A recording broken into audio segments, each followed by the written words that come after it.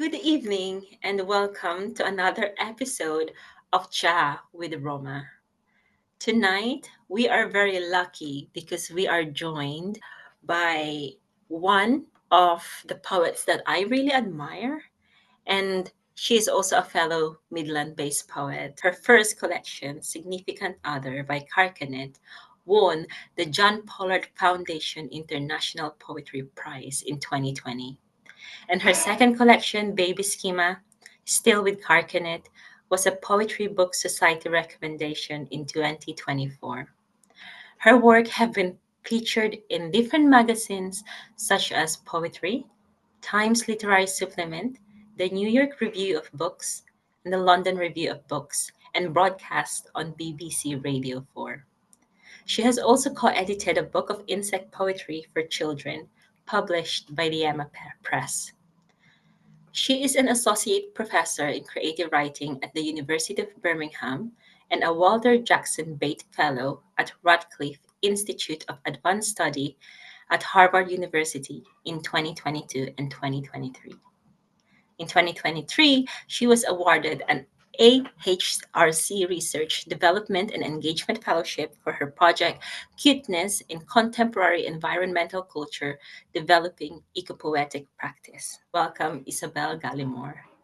Hi, Hi, Roma. Issy. Oh, How are thank you you? so much for having me. I'm really well. How are you?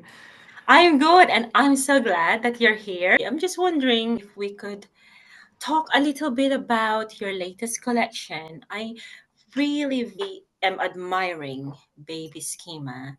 I think that you take a deep and thoughtful thought about the world and the meaning of cuteness. You know, from baby animals to tree frogs.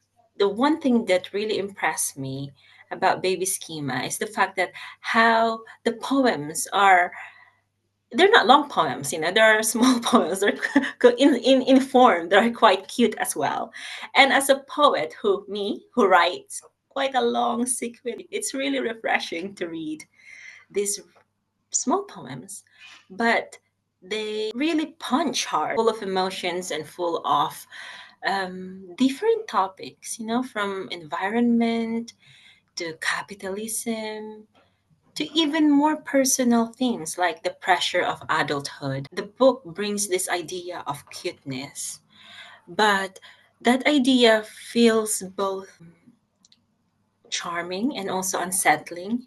Can you talk a little bit about how cuteness connects to the bigger themes of the world? Yeah, I would love to. And thank you so much for that introduction and that really beautiful interpretation of the work. I'm really glad that the short poems worked for you in that way.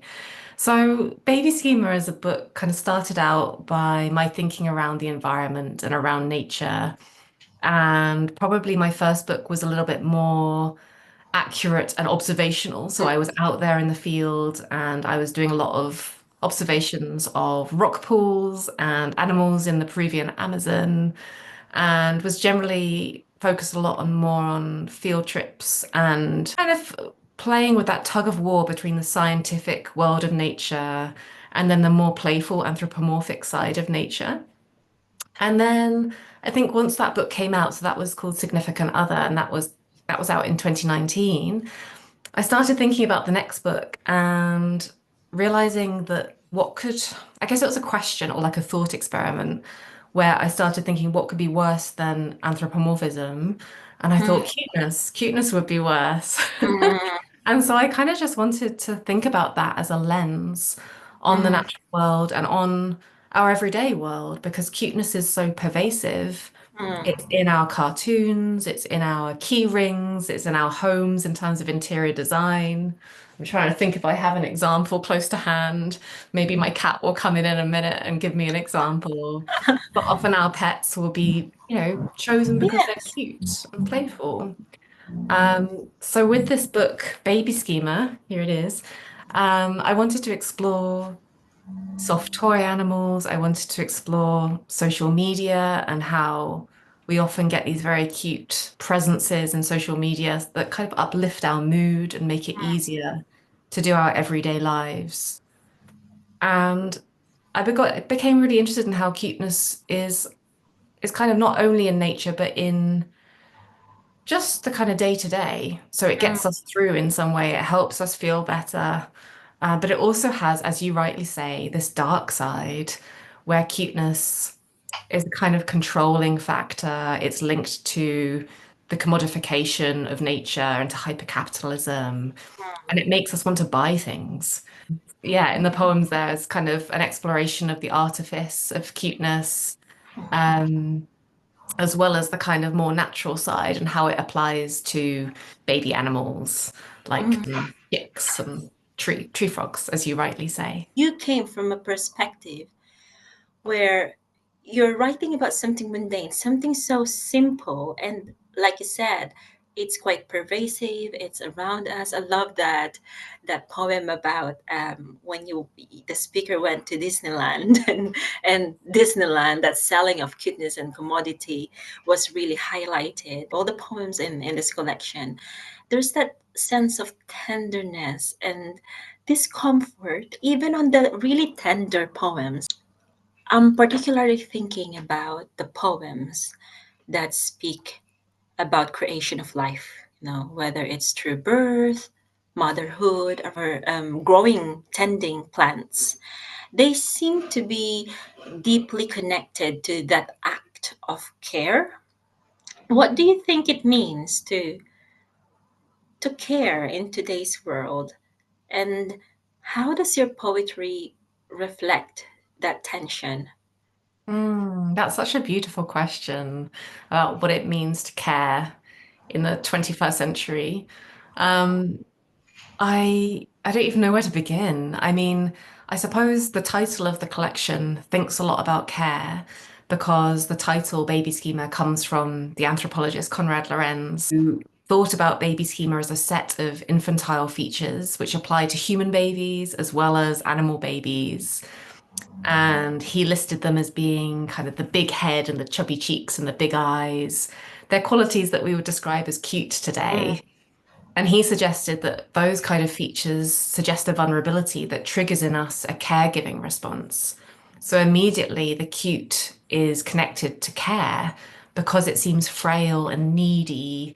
And even when you think about like the image of a crybaby, that kind of neediness makes us mm, want to look after it, take care of it. And so I think care for me was a really important way through in this collection. I'm thinking about ways of caring environmentally. So we're constantly being asked to save the world and to care better for other animals that we cohabit with. But so often that duty of care is missed and we mm. neglect the world around us. So I was thinking about how cuteness, even though it may not be kind of the more dignified way of caring for the earth, it may still be a way of loving the world around us and trying to take better care of it.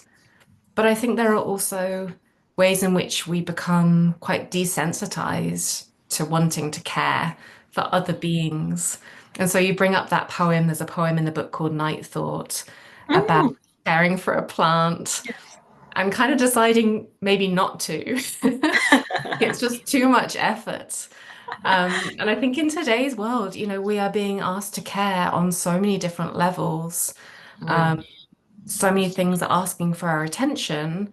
Where do we draw that line and how do we take care of ourselves? What does self-care look like?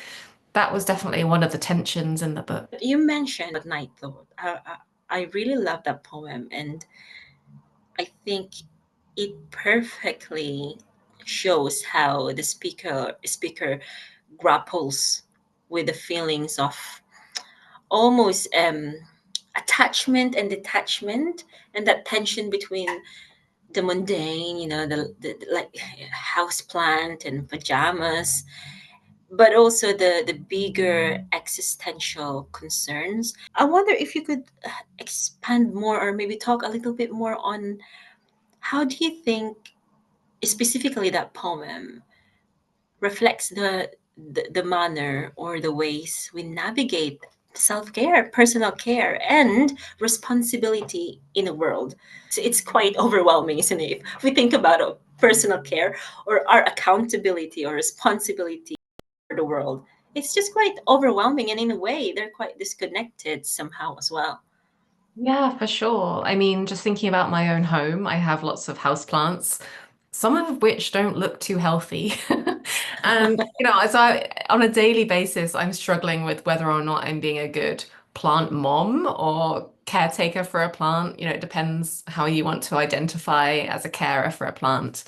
But it's a really tricky thing to know what something needs and how much time and attention to put into something. Mm, Um, I suppose I'm saying this thinking about the fact we're living in this era of mass extinction as well. So not only animals going extinct, but also plants and languages and in some cases communities. So there's huge pressure being put on us to think about how to care. mm, And sometimes I think there are ways in which, of course, we can act and we should do better and be better caretakers of the earth. And then other times, I suppose, with this book, I started to kind of lean into the slightly queasy side of thinking, well, what if we just didn't?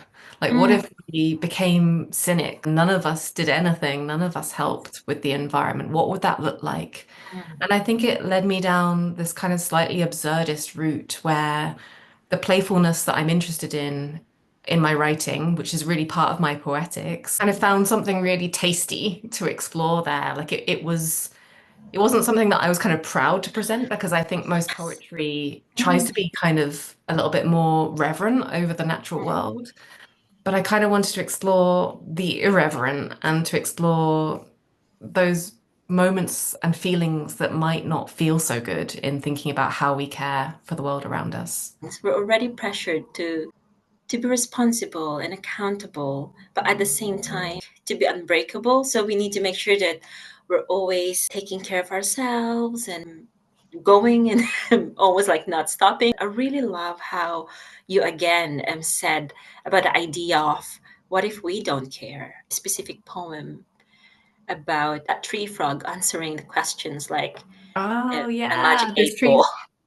this tree frog is going extinct, I think is the one you're thinking Yes, of. that what if this collection is also not about caring? There's a quiet, almost absurdity. I'm not sure if that's the right word. In some of your poems, like for example, that idea of a tree frog answering questions, a magic eight ball. It's really hard to balance. How does humor or surrealism help you explore those deep and darker themes? Yeah, it's a really difficult one. I mean, I think to some extent, absurdism is written into environmental rhetoric today. Like that phrase, save the earth, like we see it on t-shirts and on pens and other kind of commodities. And in a way, that is absurdist because we can't individually save the earth. And I don't know what that saving would look like. It Mm, has to be a collective thing. From my point of view, it needs to be a political endeavor as well. It can't just be left down to the individual. But yeah, again, I just think there's something kind of extreme in that thinking that we can yeah. individually. While you were talking about that phrase, save the earth, it actually reminded me of something that I just recently came across Facebook and on one of my feed. There was like this almost like a caricature with a quote, but basically it's saying, I'm so sorry that I don't know much about the news about the world because I'm just trying to kind of survive with the news about my village, which I think is quite powerful in a way that yes, we have an accountability to Earth, to the world, but also to what extent? Just carrying my own load is already like breaking me apart. But what more? What more if we're a poet? I mean, especially for you, Easy, because you're not just a poet, you're also someone who teaches the next generation of poets, and also you inspire the even today and the next generation of activists and people who are environmentalists. And I think all of us should really be environment or naturalists. What is it like to be all these things all at once? Is it? I mean, I think what you're drawing attention to for me and talking about, carrying your own load, for me, it's like a question of scale, right? Like, how do we operate in the world in terms of our personal lives, our professional lives, our lives with family, our lives environmentally. There's so much to take into account. And I guess for me, teaching, like one of the joys of teaching is seeing young poets exploring their voice, exploring their voices, plural, and often in some ways, articulating their relationship to the world around them. And I guess something that I'm thinking about as we're talking today about kind of the absurdity and the cuteness and scale brings to mind Greta Thunberg and the school strike for climate movement, and how I think a lot of that was in my mind when I was writing this book, because as much as I was interested in exploring like that cynical worldview of like what happens if we don't care? What if we turn our backs and just look after ourselves?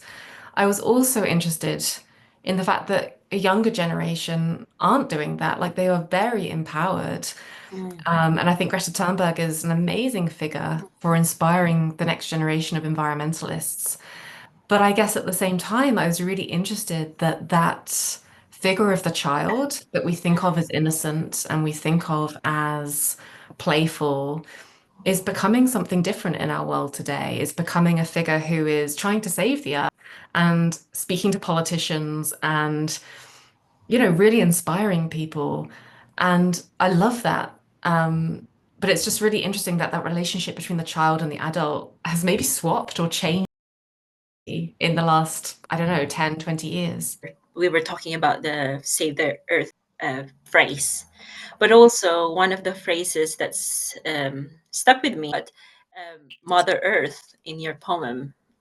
That phrase that means something to revere, but also mother, as if there's also a role that we're expected to take accountability for and responsibility for. I'm wondering, how does the idea of something to revere in Mother Earth and the role we're expected to take responsibility for shift your understanding of environment and the way we're expected to interact with it? Oh, wow. I mean, yes and no, I guess. Like we were talking about, I try and do my bit. Mm, And in my local community, I help out at the local park. And I kind of choose, I think like all of us do, we pick and choose kind of what we can and maybe can't do. I guess that question about Mother Earth, like it's such a kind of understandably popular icon, like across different cultures, this idea of Mother Earth. And I think whilst I was writing the book, again, that kind of swapping of adult and child started to happen for me. And I started to think about the idea of a baby Earth, the fact that we're like trying to mother this mm, Earth that was once the mm, kind of mother of us. We would go to Mother Earth kind of looking for sustenance, food, protection, shelter. And now actually we're the ones that are trying to provide some mothering and care for a deteriorating, unhealthy earth in decline. So mm, that was definitely in my thinking whilst I was writing the book. And I think that that kind of element of introspection comes into the writing, especially thinking about motherhood and this question of whether to become a parent, mm, in the current environmental crisis, whether or not to kind of bring another generation in at a time when things look so unstable. So that was definitely a thread through the book where I kind of wanted to explore, as you said earlier, like the idea of life, whether it is a cartoonist mm, animating a mouse like Mickey Mouse, or, someone deciding to become a parent and the kind of joy and hope, as well as the anxieties that that might bring. So there's lots of, I guess, different positionalities in the book mm. around kind of adulthood, childhood, motherhood, and all the consequences that that brings. You did mention about motherhood. In terms of you and exploring the idea of motherhood, how much comes from your own personal experiences and how much is an act of actually wanting to bring it out? How much of it came from your heart, the poet, and how much of it do you really have to kind of like bring out as a part of your imaginative energy? I mean, I think. I feel as though it all came from things I was reading, seeing, friends' stories. Mm. People who ask in the shop, oh, do you have kids? Just the anecdotal stuff as well, and the kind of everyday pressures that I think women especially are put under at a certain age if they don't have children. So, a really important book for me that I read quite early on before I started writing Baby Schema was Motherhood by Sheila Heti.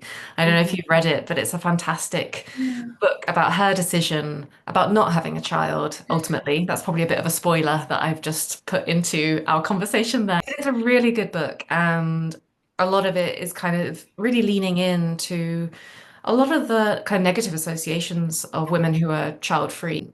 And so that kind of set me off on, I guess, a lot of my thinking about this question, which, yeah, is a very personal question to me about whether to become a parent. But even when I wasn't leaning into my own personal experience, I was noticing that it came up kind of everywhere. So you Yes. mentioned earlier my long sequence in the book called Disneyland, where I took myself off for a research trip and explored Disneyland Paris, thought about cuteness, and I was really there to focus on how animals kind of came into this artificial landscape, both in the world of like mascots, Mickey Mouse, Minnie Mouse, but also the animal life that just happened to exist in the lakes and in the trees. So these little sparrows. But whilst I was doing that, I became really finally attuned to the fact that I was a woman in my 30s on my own without a child at Disneyland, and that people, maybe it was just me being self-conscious, but people were looking at me, like, why Mm. is she here? Where is her child? So even when I didn't think that question would come up, it started to come up just in the landscapes that I was Yes. visiting. Mm. Um, so in that sense, it kind of felt like, at least in the writing of this book, that question was everywhere. Probably because I was looking for it, but definitely Sheila Heti's book kind of alluded to this kind of landscape of questioning and a kind of suspicion, I guess, around not Mm. having a child. I think one of the themes that come out in your book is also the fragility of life in a modern world, and that increasing feeling of uncertainty. From that idea of cuteness, you basically expanded your book into different avenues on such a massive scale. How do you do that? How do we take a seed and expand them into different themes? Wow. I mean, I'm sure there are lots of different ways of doing it. I guess for my own process, there's quite a lot of research involved. Like, I was Mm. really interested to learn very early on that there's a field, a scholarly field called cute studies, which is Mm. kind of ridiculous, but is a real scholarly field with amazing professors and academics focused on the topic of cuteness. So for me, a lot of it was just reading really widely about this topic and understanding more about the kind of good, the bad, and the ugly of cute Mm.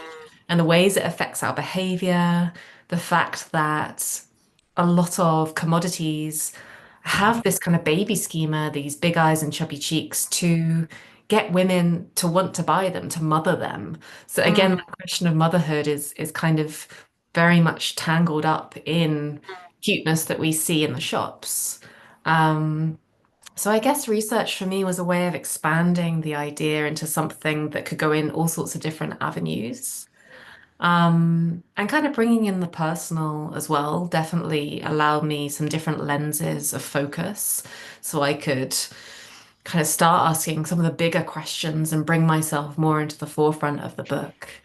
But then I guess there was also the kind of work where, like with Disneyland and thinking about kind of cute objects in the home, where I started writing poems that were kind of portraits of some of these odd, cute commodities. And ultimately, some of the exercises, which didn't necessarily make it into the book, but some of the exercises I did were kind of odd. Like I would look at my Instagram, for example, and write down or like transcribe, I guess, some Mm. of the cute videos that I was seeing. So, you know, like a cute puppy or a duckling waddling around. Like I would try and write poems based on those really strange, cute videos just to see what would happen if I took something kind of ephemeral on social media, which you see in an instant and then is gone. What happens if you put them in a poem? So I was kind of interested in giving myself exercises and expanding that theme and just talking to people. Like I really love the fact that cuteness is a great icebreaker. So, you know, you can go up to anyone and say, like, what do you think about cuteness? And they'll all have something different and interesting to say. So a lot of it was just chatting to people, I think. I really love your approach because I think it's very easy to overlook when we have something that we want to talk about, or we feel like we're really passionate about this, that we could just write about it. But I think research is key component into creating a book. And I love how you were balancing it with experimentation as well, writing from the videos or um, the reels that you saw on Instagram. That's a really good tip. Thank you so much for that, Izzy. You're welcome. Would you be kind enough to read us a poem from Baby Schema to end the session? Yeah, I would love to. And thank you so much, Roma, for having me. I've enjoyed your questions so much. And so nice to have this opportunity to think about the book again and to be asked all these exciting, thought-provoking questions. So thank you. Oh, it's an honor, Izzy. It's an honor. Thank you. Thank you as well. I will read a super short poem, um, which actually relates a little bit to what I was just saying about the Instagram posts. Mm. So this was one of the poems that did make it in, and I probably don't need to explain too much about it. Um, but yeah, it's about Instagram and it's about a dog. And it's called Morning. I see a person. Hi, I say. And to their dog, well, howdy, pal. Oh, petal babe, and aren't you just? And to the person, hey, standing behind and ahead, the minute and its siblings. All is possible in the future, I hear, including the future's ending. And when I see the dog, I say, and oh my gosh, does someone want a smooch? And to the person, morning. Ah, all is possible in the future, even the future's ending. Ah, such a nice and lovely way to end. Thank you so much, Izzy. That's been a really, it's been very inspiring and also eye-opening to speak with you tonight. Thank you so much. Thank you, Roma. Thanks for having me. It's been lovely to talk.